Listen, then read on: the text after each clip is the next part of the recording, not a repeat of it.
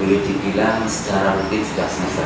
Jadi setiap semester itu sudah ada agenda rutinitas.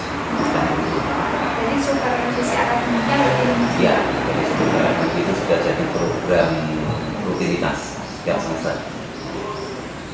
Yang kedua nih Pak, bagaimana cara melakukan penilaian terhadap kinerja guru dalam proses supervisi akademik?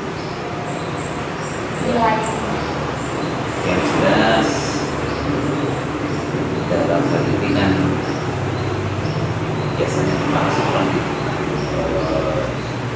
tidak mampu untuk melaksanakan diri, menunjuk beberapa guru yang dianggap katakanlah senior itu ya, untuk dibilang ya membantu dalam melaksanakan supervisi akademik. Nah, beberapa guru mungkin 4-5 orang sesuai dengan jurusannya masing-masing. Nah, misalkan bidang sosial, kemudian bidang eksak, siapa gitu ya. Dan itu harus ada SK-nya. Jadi awal tahun itu sudah bentuk timnya, tim supervisornya. Ini untuk ngapel ini sudah bentuk. Kemudian di awal semester kedua personilnya sudah dibentuk, jadwal sudah disusun. Jadi jadwal itu di bulan apa, kemudian sudah dibuat agenda per guru sesuai dengan jadwal pelajaran. Nah, per guru sesuai dengan jadwal pelajaran. Si A nanti disupervisi dan di tanggal ini jam berapa, kelasnya mana sudah disusun rutinitas. Nah, kalau seperti itu, sehingga di awal semester itu kan sudah melihat jadwal saya disupervisi bulan ini, hari ini, tanggal ini, jam ke ini, di kelas ini, lalu dia sudah mempersiapkan sebelumnya materinya atau mungkin terkait dengan berbagai hal yang akan digunakan di dalam proses pembelajaran, termasuk yang harus dikerjakan kelengkapan administrasi guru, seperti data siswa, siswa, kemudian perangkat pembelajarannya, itu nanti kan sudah disiapkan sebelum hari pelaksanaan supervisi, sudah diinfokan, disiapkan terlebih dahulu. Boleh dibilang pra observasi. Jadi sebelum hari pra observasi, mungkin supervisi terkait dengan pelengkapan administrasinya, salah satunya PPP, silabus, data nilai, dan seterusnya. Ya, tahapan, kemudian rencana teknis terkait dengan pelaksanaan. Jadi dapat disimpulkan bahwa prosesnya tersebut dilakukan di awal semester telah dijadwalkan oleh tim yang dibentuk sesuai dengan bidang. Jadi apa saja sudah ada jadwalnya, sudah ada person yang bentuk, tinggal jalankan nanti sesuai agenda yang sudah disusun. Yang ketiga Pak, bagaimana proses pelaksanaan supervisi akademik dulu dan kapan program supervisi itu dibuat? Pelaksanaan programnya sama program supervisinya itu dibuat. Kalau program dibuat di kelas awal semester, kalau pelaksanaannya sesuai agenda yang telah dibuat, pelaksanaannya kamu sesuai dengan agenda, diusahakan tetap sesuai dengan agenda. Kemudian di saat pelaksanaan baik pra observasi maupun supervisi itu ada dokumentasi, jangan harus ada instrumen supervisi sudah disiapkan, kemudian dokumen pelaksanaan harus ada. Jadi dapat disimpulkan bahwa programnya disusun pada awal semester dan program supervisinya dijalankan sesuai agenda dengan dokumentasi dan instrumen yang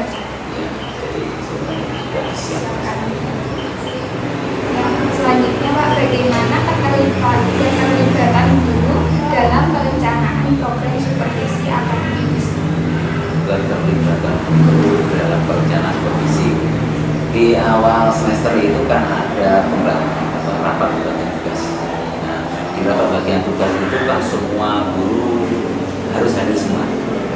Di situ, nah, salah satunya ada info tentang supervisi akademik.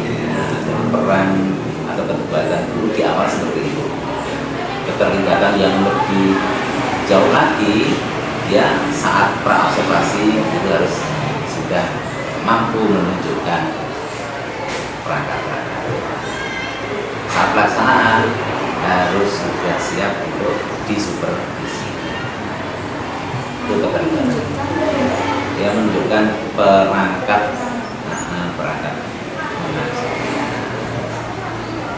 termasuk kelengkapan lainnya.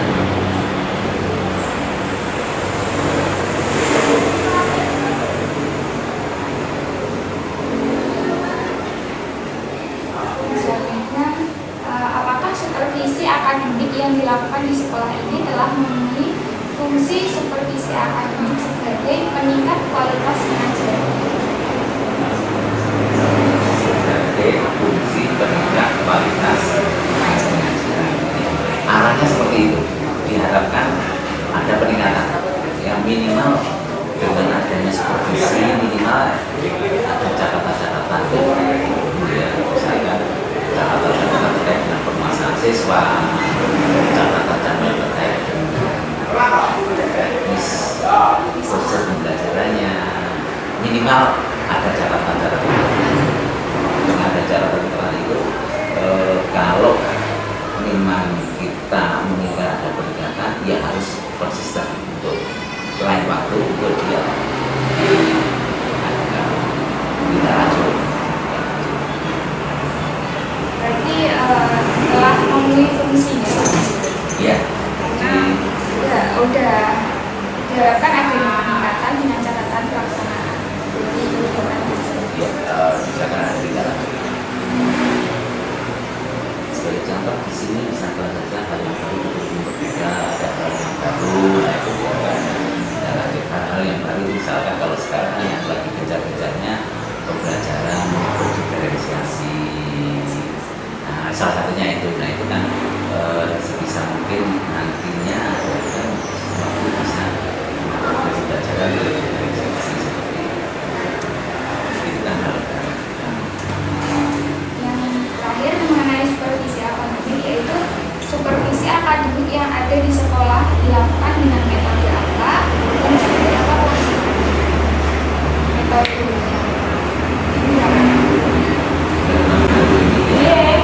Menurut sedilu.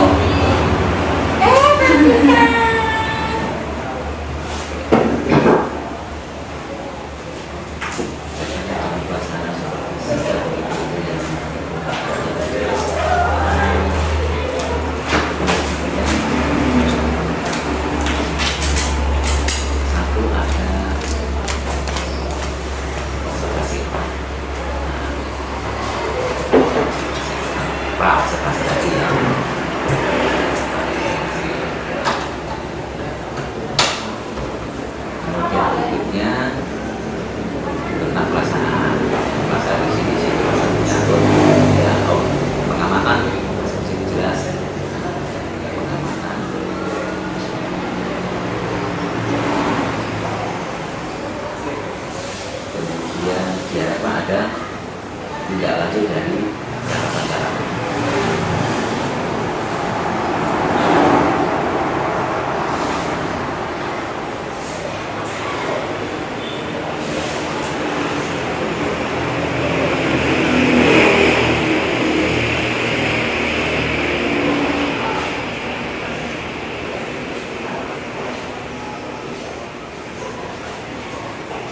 Jadi intinya pengamatan langsung, observasi langsung. Tapi ada dua tahapan. Observasi langsung dengan dua. Iya. Tahapan pertama kan istilahnya pra, yang kedua kan pelaksanaan.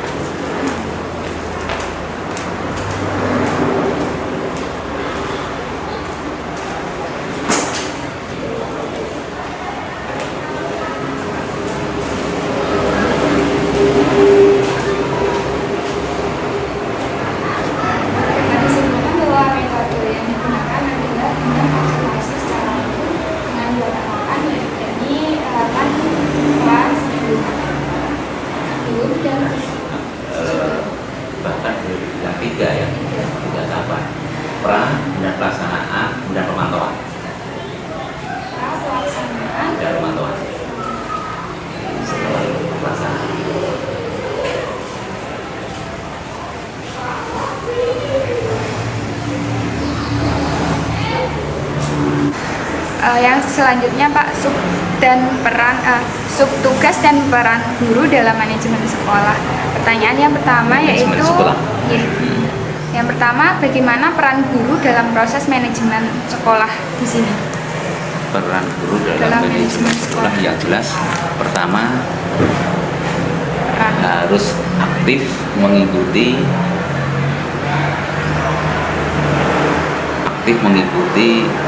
perkembangan informasi secara digital. Ya, karena sekarang segalanya serba digitalisasi, jadi harus aktif sehingga ada bentuk-bentuk ada grup-grup keprofesionalan guru. Tapi untuk di tingkat sekolah kan jelas ada grup di sekolah itu sendiri. Jadi guru harus aktif mengikuti berbagai perkembangan informasi. Yang kedua harus mau mengikuti perkembangan era digitalisasi. Ya, harus mau mengikuti perkembangan era digitalisasi. Harus mau dan harus mau belajar. Ya, karena sekarang segalanya dituntut dengan digitalisasi.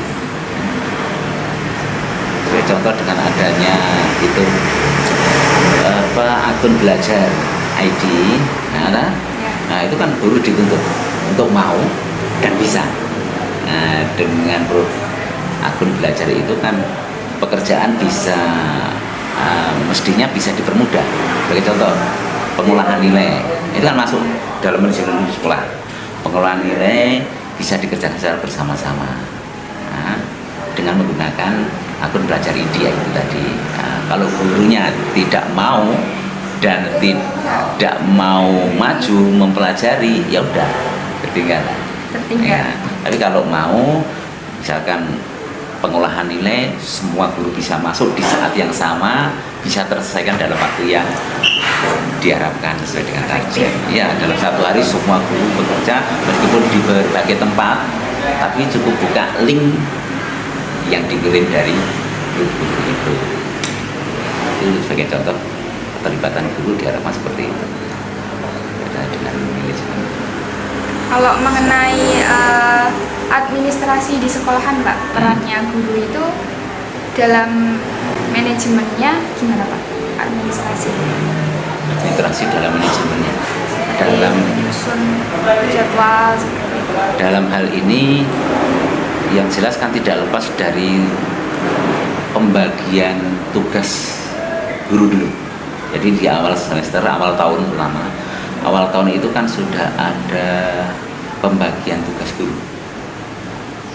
Siapa-siapa yang menjadi bakat kurikulumnya, siapa yang bertugas di bagian kesiswaan, siapa yang bertugas di bagian sarpras. Nah, dengan pembagian tugas seperti itu, nanti orang-orang yang ada di situ nanti kan membuat program sendiri-sendiri. Kayak contoh misalkan ya di kurikulum, ya itu buat program bidang kurikulum, kesiswaan buat program bidang kesiswaan selama 1 tahun. Nah, dari program yang dibuat itu nanti akan dilaksanakan selama 1 tahun itu dan diinfokan ke guru tadi. Nah, maka dengan adanya pemanfaatan peningkatan digitalisasi tadi bisa diharapkan lebih efisien di dalam melaksanakan tugas-tugas dari masing-masing person yang ada di bidang kurikulum, bidang kesiswaan, sarpras. Kemudian dilihat dari peran dan tugasnya di dalam kelas, Pak, bagaimana di guru-guru di sini? Oh gitu. Ya tidak, dalam hal ini tidak lepas dari tugas pokok guru ya, tugas pokok guru yang jelas kan. Tapi dengan ada perkembangan zaman sekarang ini sudah ada perubahan paradigma ya. Kalau peran dari guru zaman dulu kan hanya sebatas mengajar, mendidik. Jadi sekarang kan dengan adanya guru merdeka, guru diberikan keleluasaan yang lebih merdeka lagi. Yang lebih merdeka dalam artinya apa? Guru diberikan keleluasaan untuk memanage kelasnya, diberikan keleluasaan untuk mengatur strategi pembelajarannya, sampai ke situ. Bahkan sampai pada yang saya katakan tadi, proses keleluasaan seorang guru di dalam proses belajar. Keterlibatan guru di situ memang betul-betul boleh dibilang penuh, dan itu intinya sekarang hanya sebagai apa ya, sebagai fasilitator saja. Fasilitator. Bukan sumber belajar segala-galanya di kelas, tapi hanya fasilitator di kelas. Dapat disimpulkan perannya yakni aktif dalam mengikuti perkembangan secara digital, dan yang kedua harus mau mengikuti era digitalisasi dan harus belajar agar pengelolaan nilai dapat Itu salah satu contoh ya. Ya, contohnya pengelolaan nilainya. Terus yang selanjutnya dalam administrasi itu tidak lepas dari pembagian guru, pembagian tugas guru yang telah dirancang selama 1 tahun di awal tahun. Yang terakhir yaitu tidak lepas dari peran guru di dalam kelas, yakni sebagai fasilitator. Jadi intinya guru memfasilitasi siswa untuk belajar, memfasilitasi dengan kondisi murid yang seperti apapun. Sekarang kan lebih dimerdekakan, anak seperti apapun kondisinya guru diminta untuk bisa melayani, bisa memfasilitasi,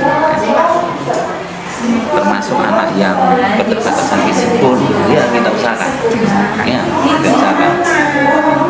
Yang punya keterbatasan fisik harus kita layani juga.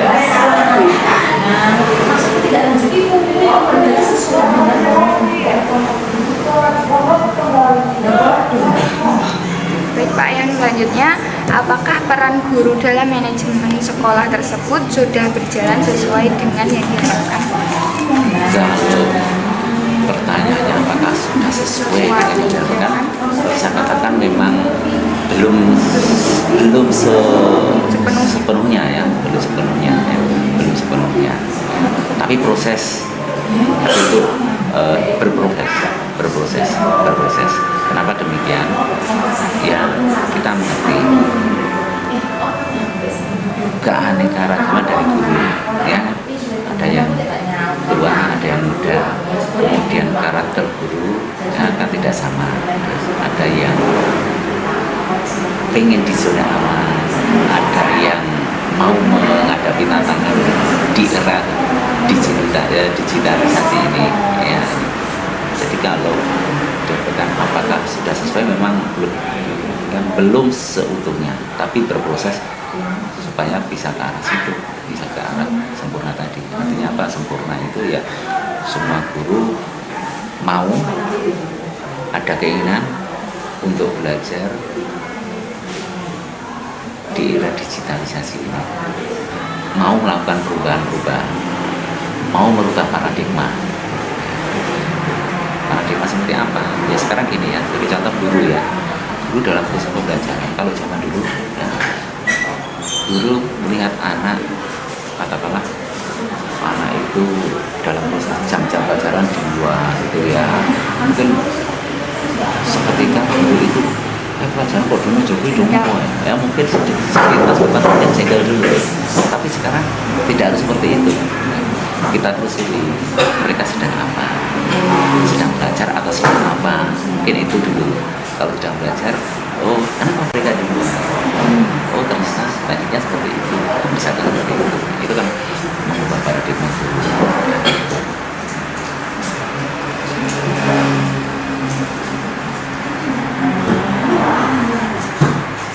Baik, dapat disimpulkan bahwa peran guru di sekolah ini belum sepenuhnya sesuai dengan perencanaan, tapi berproses. Ya, berproses untuk menuju kesempurnaan. Baik Pak, yang selanjutnya, metode pembelajaran apa yang sudah diterapkan dalam belajar mengajar di kelas? Kalau kita bilang metode ya cukup beragam ya Mbak ya. Nah, ada yang menggunakan dengan jigsaw ya, kemudian ada yang dengan discovery learning, tergantung dari apa ya, satu melihat kondisi siswa. Ya. Karena apa? Siswa beragam, apalagi kemampuannya jelas beragam. Nah, termasuk juga harus melihat sekarang ini melihat apa ya gaya belajar anak, terkadang harus kita perhatikan juga. Nah, kemudian suasana belajar harus diperhatikan juga di situ. Nah, karena ada anak yang suka belajar dengan mendengarkan musik, itu ada, tapi ada sebaliknya yang tidak suka. Nah itu kan termasuk apa? Gaya belajar anak yang berbeda-beda. Dulu harus mau sampai di situ. Harus mau sampai di situ. Kalau dulu kan pukul rata. Nah, kamu belajar yang ini. Dengan cara mungkin bagi materi, mungkin dan sebagainya. Tapi sekarang kan banyak keleluasaannya. Entah dengan video atau mungkin dengan apa teks yang diprint. PPT mungkin.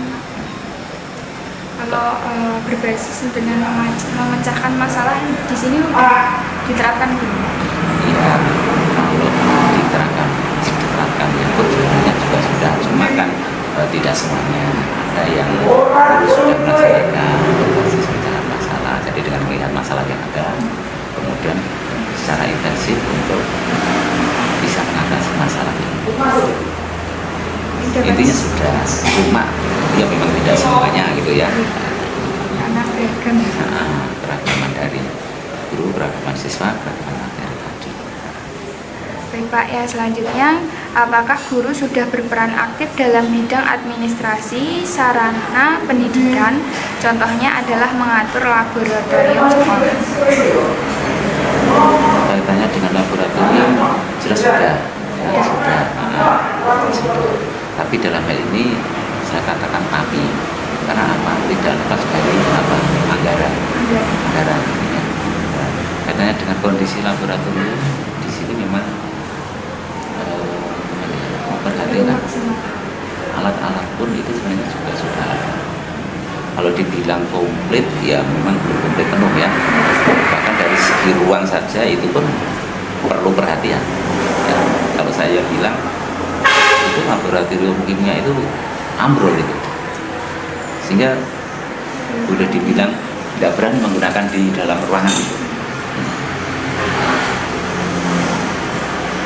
Jadi gurunya sudah berperan aktif, tetapi dilihat dari anggarannya belum terlaksana secara lebih maksimal. ke sarana. Ya. Tapi itu kan tidak lepas dari anggaran. Ya.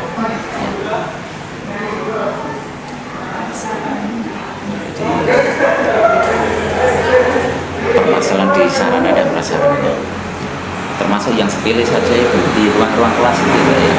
Di ruang-ruang kelas kalau bisa kan seperti sarana di kelas, LCD, keberadaan itu kalau bisa kan sempurna semua.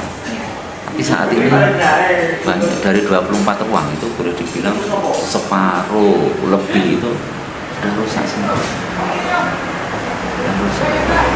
Nah itu untuk menjadi baik kan itu Manajemen berbasis sekolah. Jika iya, hal apa yang dilakukan dalam perencanaan manajemen berbasis sekolah tersebut? manajemen berbasis sekolah di sini tidak lepas dari adanya operator sekolah, termasuk operator dapodik. Karena sekarang ini dalam segala hal sekolah itu berjalan selalu diadministrasikan di dapodik, sehingga ada operator dapodik.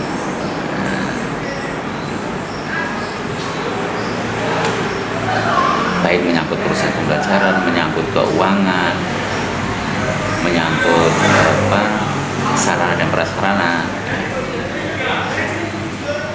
tidak lepas dari keberadaan operator dapodik.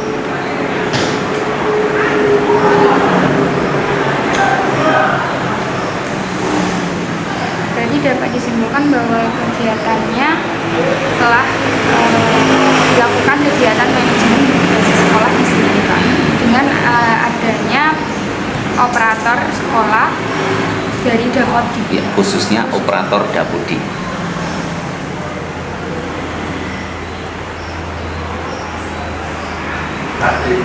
Siap sampainya ada lagi.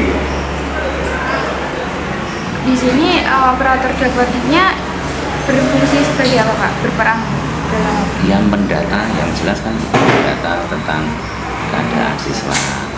Nah, keadaan siswa itu jumlahnya, kemudian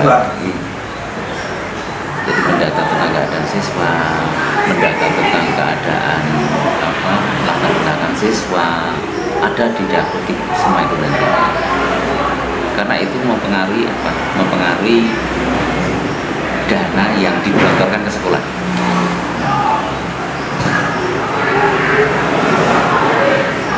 Termasuk pendataan jumlah siswa ya, atau mutasi siswa. Nah, keluar masuknya siswa itu harus betul-betul terdata. Kalau sudah tidak terdata itu nanti akan mempengaruhi pendanaan. Kan ada dana BOS yang diberikan ke sekolah. Nah, itu juga dipengaruhi oleh data yang didapat khususnya data siswa itu tadi.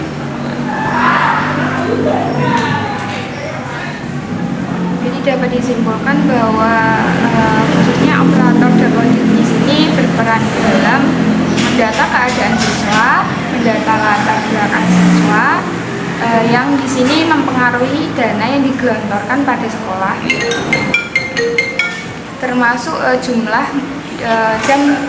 siswa dan mutasi dari siswa di sini karena akan mempengaruhi pendanaan, contohnya dana BOS. Termasuk data kepegawaian ya. Jadi data kepegawaian kan juga masuk di situ, tidak masuk dalam data Dapodi gitu. Data kepegawaian baik guru maupun tenaga pendidikan ya. Guru jumlahnya berapa, yang bersertifikasi berapa, yang belum berapa, kemudian beban ngajarnya bagaimana, sesuai atau belum, itu semua ada di dalam data Dapodi tadi. Sebentar ya Pak.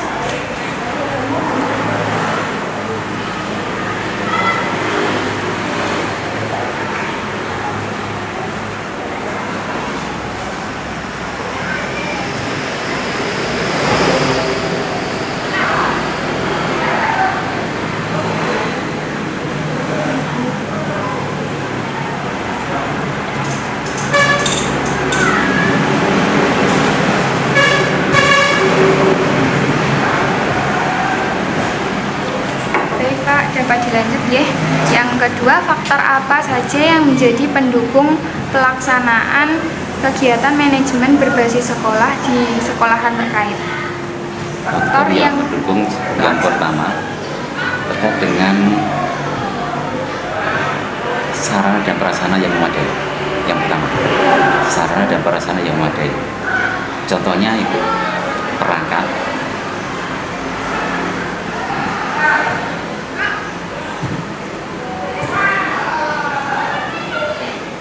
seperti komputer dan sebagainya itu ya, termasuk juga internet, jaringan internet ya. Jaringan internet itu ya tetap itu sangat menentukan sekali, sangat mempengaruhi sekali ya. Termasuk ya itu suplai ya, listrik, air, itu kan mempengaruhi.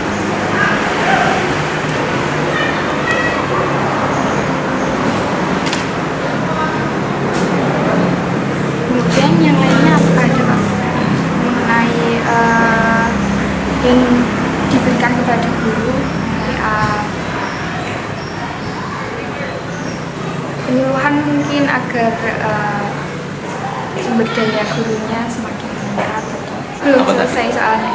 Yaitu faktor apa saja yang menjadi pendukung pelaksanaan kegiatan manajemen berbasis sekolah di sekolahan?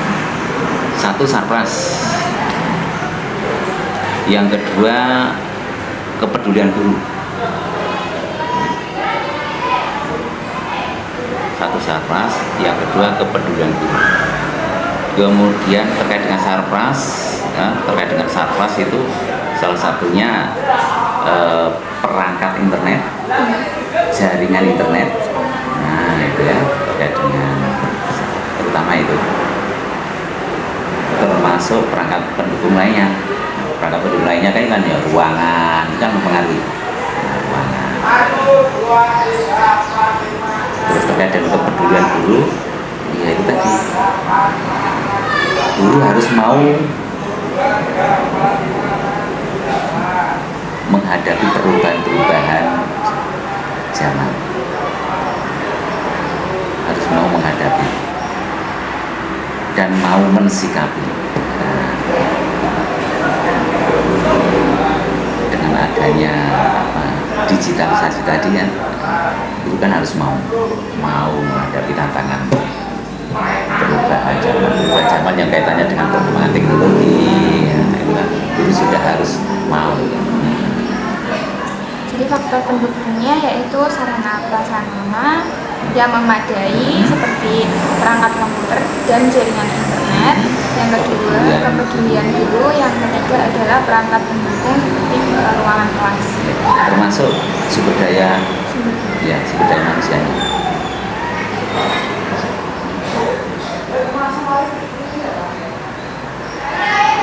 Kalau secara sumber daya manusia, kalau tenaga pendidik yang sekarang ini ya, yang muda-muda kan boleh dibilang tidak gagap dengan digitalisasi tadi. Kalau yang tua-tua kan terkadang gagap, bahkan sudah pasrah. Tapi saat ini tetap dituntut. Sebagai contoh misalkan dalam penilaian kurikulum merdeka itu harus sudah bisa menerapkan yang namanya e-rapot sebenarnya. Jadi guru harus bisa menggunakan perangkatnya, harus bisa mengoperasikan aplikasinya.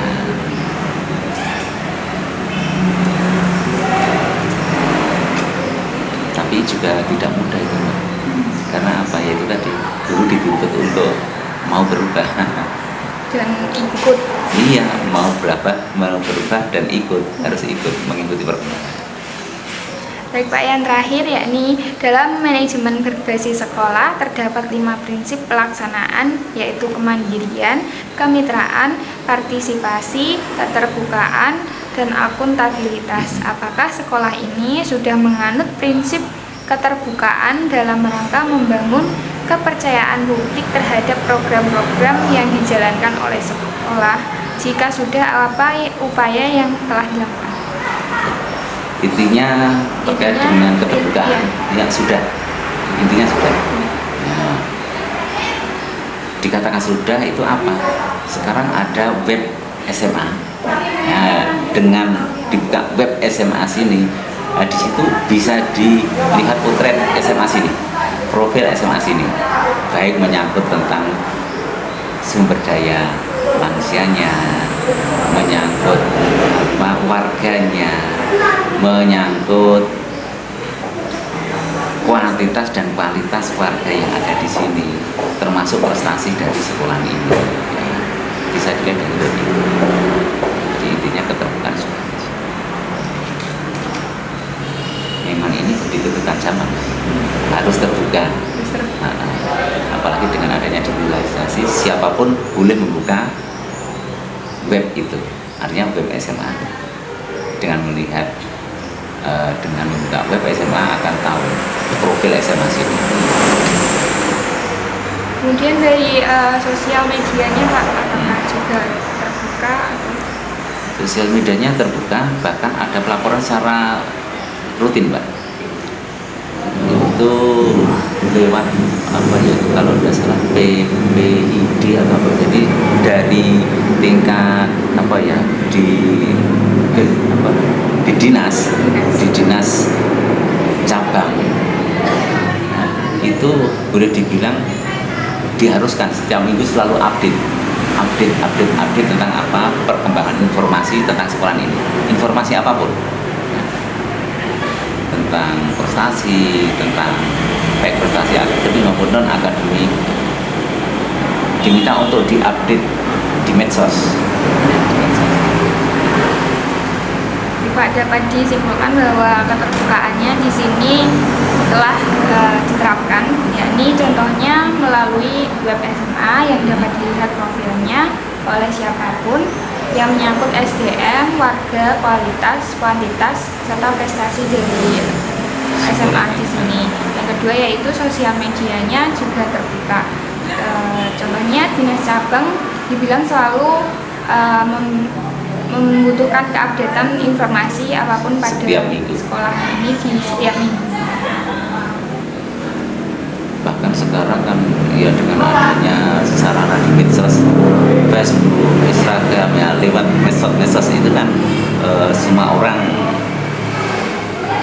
mudah dan bisa melihatnya tentang sekolah ini.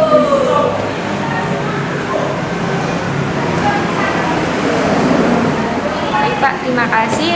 Pertanyaannya udah habis. Sudah. Ya. Terima kasih sudah meluangkan waktunya dan menjawab pertanyaan dari saya yang membantu tugas akhir saya Pak di semester ini. Saya ucapkan terima kasih. Ini semester Satu. ya. Ya.